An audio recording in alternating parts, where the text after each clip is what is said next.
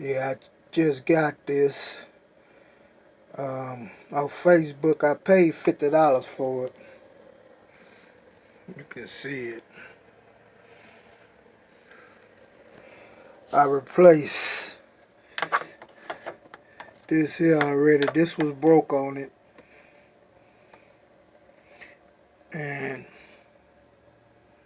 when it starts, it runs bad, real rough.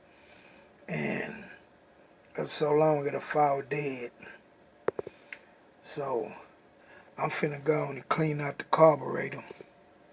You see, when I took this off, the gasket broke right here.